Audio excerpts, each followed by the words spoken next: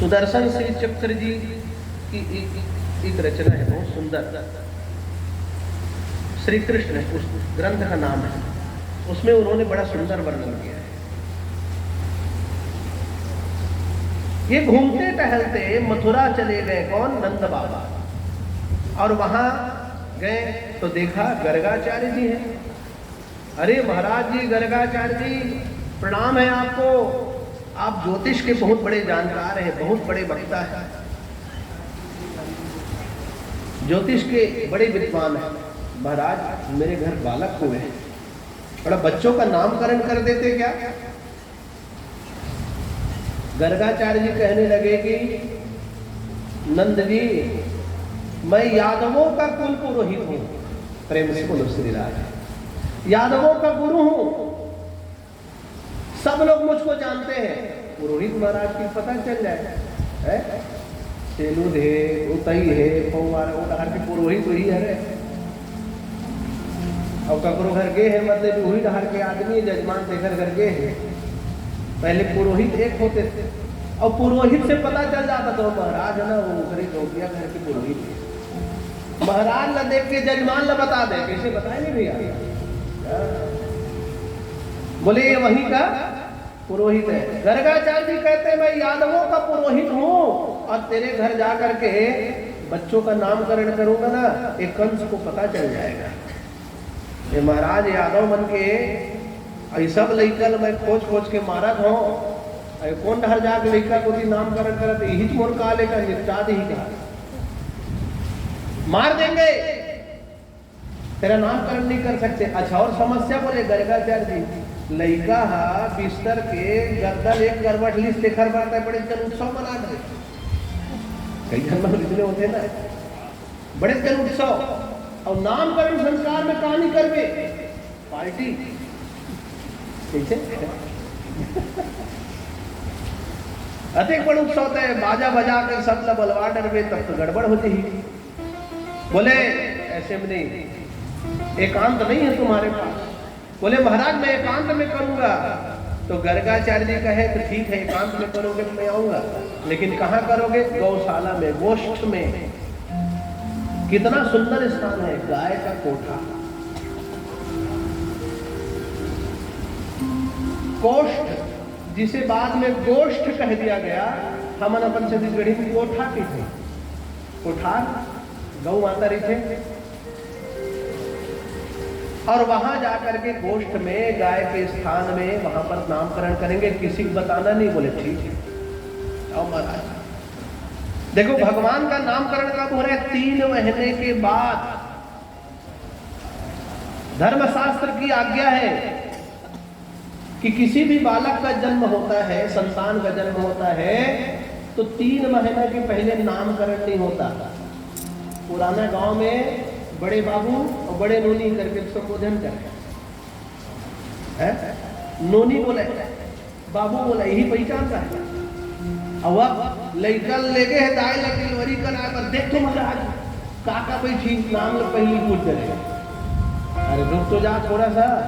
नहीं महाराज देख ले, लइकल देखे कि लेकर रहूं नहीं रहूं, मूल तो नहीं लगे। लोग जो है मूल को इतना अभिशाप मानते हैं जी, इतना डर जाते हैं मूल के नाम से।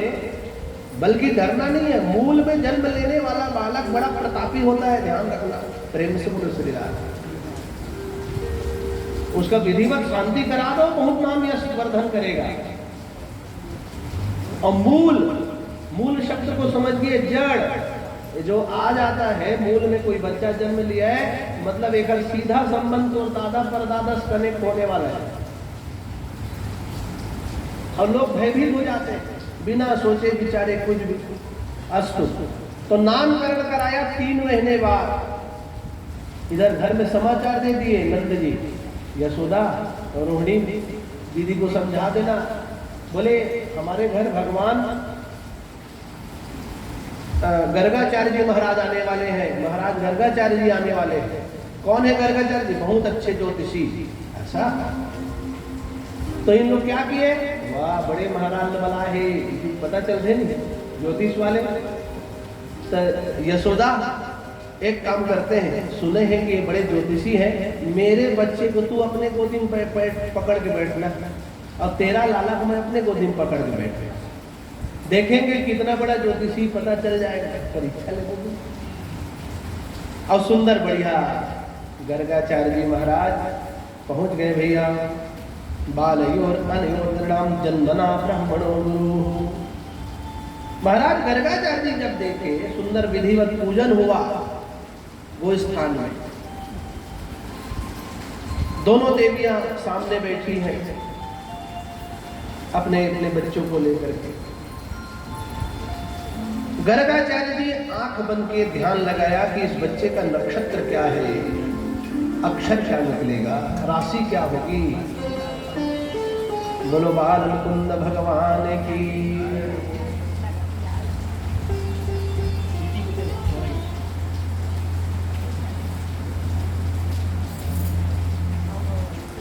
गर्ग जी कहते अयम ही रोहिणी पुत्रो रमयम सुहृदोगिणी।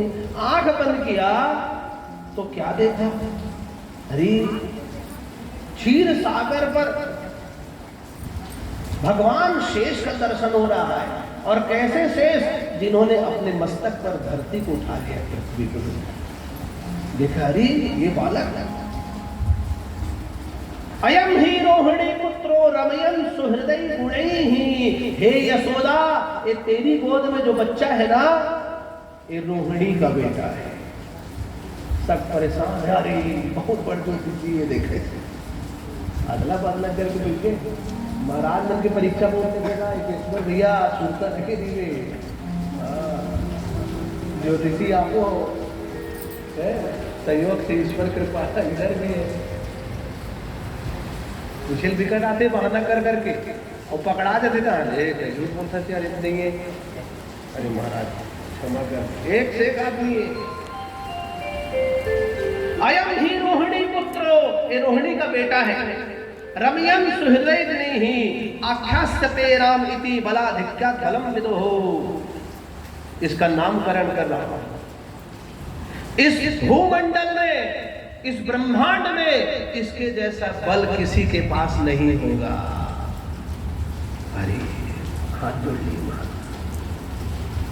इसके जैसा बल किसी के पास नहीं होगा। एक और विशेष बात, इसको देख करके बड़े से बड़े धुरंधर शांत हो जाएंगे, उनको सुख की प्राप्ति होगी। राम, इसलिए इसका एक नाम बलराम होगा। बोलो बलराम जी महाराज की।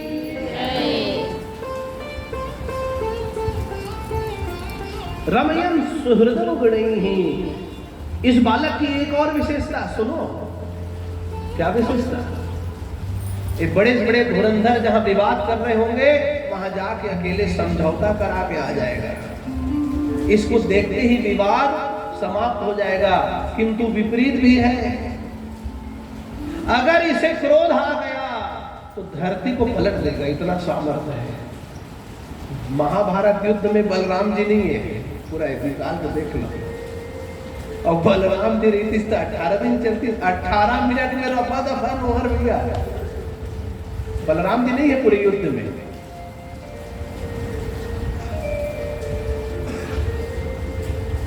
जय हो महाराज, कृपा कर। इसे लोग संकर्षण के नाम से जानेंगे। हाँ महाराज, प्रभु दूसरा बालक भी है, कृपा कर दीजिए। आंख बंद के गर्गाचार्य जी ने क्या देखा? जगत नियंता जगदीश्वर सशंख चक्रम सकिरीट कुंडलम। ओहो, अद्भुत स्वरूप। 4 भुजाओं पर, एक में शंख चक्र गदा पद्म वनमाला से विभूषित अनंत देवेश भगवान नारायण का दर्शन हुआ। गर्गाचार्य जी को मन ही मन प्रणाम किया। प्रभु आपके नाम करना है। अरे आपका क्या नाम? हरि अनंत, हरि कथा अनंता। अरे आपकी क्या मैं कथा और आपके नाम को वर्णन करूं प्रभु? आपका आगमन हुआ है, पर भी मुझ पर कृपा आपने किया है, अवसर दिया है, अवश्य आपका नामकरण करूंगा। आसन वर्णास्त्रयो ह्यस्य गृह्णतो नियुगम तनोः शुक्ले रक्तस्तथापि इदानीं कृष्णतां गतः। गर्गाचार्य जी कहने लगे, यशोदा, रोहिणी ने जिसे अपनी गोद में रखा है ये तेरा बेटा है। ये कहा जाएगा तेरा बेटा, लेकिन है ये किसी और का बेटा। अब बोलो यशोदा जी को कहाँ उतना समझ आएगा? तो बाद में पता चला ना ये तो देवकी की संतान है। महाराज आपकी बातें समझ नहीं आ रही है, मत समझो। बोले तेरे बच्चा हर युग में जन्म लेता है। ऐसा महाराज?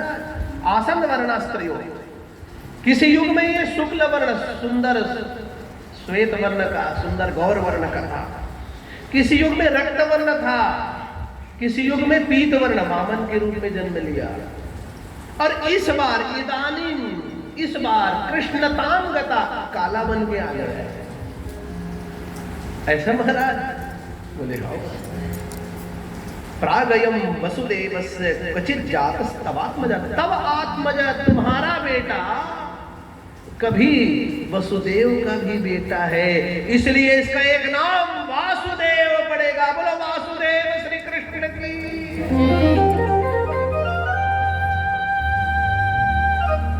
बहूनि संति नामानि रूपाणि च सुतस्य च, इसके अनेक नाम हैं और इसमें और गुण है। क्या गुण?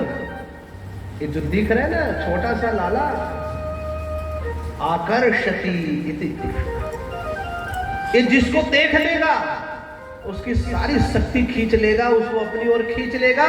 इसके भीतर इतना आकर्षण है जो दूसरे को कर्षित कर दे, खींच ले, इसलिए इसका एक नाम कृष्ण है। और ये कभी चंद्र के वंश में जन्म लिया है, इसलिए इसका पूरा नाम कृष्ण चंद्र है। बोलो कृष्ण चंद्र भगवान की। वाह, प्रसन्न हो गए। जय हो प्रभु, सुंदर नाम रख दिए। बोले महाराज इसका थोड़ा गुण दोष अच्छा। अरे दोष तो कुछ है ही नहीं इसमें, गुण सुन। क्या गुण है महाराज? बोले इसके माथे में जो रेखा देख रही वो मैं बताता हूं, शत्रुहंता रेखा। इस शत्रु का नाश करने का सामर्थ्य रखता है। इसका कोई शत्रु स्थिर नहीं रहेगा। और तेरा बेटा का बहुत शत्रु बनेगा, ये भी ध्यान रखना, लेकिन शत्रु इसका बिगाड़ नहीं कर पाएगा। शत्रुहंता, शत्रु का नाश करने का सामर्थ्य। बोले ओ महाराज, लड़का बन के भविष्य अच्छा अटकी बड़ लड़का के 25 साल के बाद पूछते का के जन्म आगे का हुई कि छोटे थे, खेला थे। अब तब बोल पूछती तब जो जी महाराज थोड़ा सा बताया लगते 25 के बाद क्या? बोले इसका विवाह होगा। बोले अरे महाराज बढ़िया हो ही नहीं बहू। बोले एक नहीं 9 बजे से निकले हम, अनेक रानियां होंगी। अनेक रानियां। अरे चिंता मत करो, वहां तक मत जाओ। अब अभी भविष्यवाणी कर देता है। राधे राधे। थोड़ा सा आराम करके अंदर से।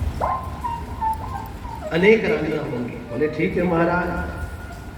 आनंद आ गया, प्रसन्न हो गए। देखना बोले महाराज धन्य हो गए। सबने प्रणाम किया गर्गाचार्य जी को। अब भगवान का नामकरण हो गया कृष्ण। कृष्ण चंद्र, कन्हैया, मधुसूदन, अनेक नाम है भगवान। समय बीतने लगा, भगवान श्री कृष्ण अब घुटने के बल चलने लगे। छोटा बच्चा जब घुटने के बल चलता है तो उसको देख करके बड़ा आनंद आता है।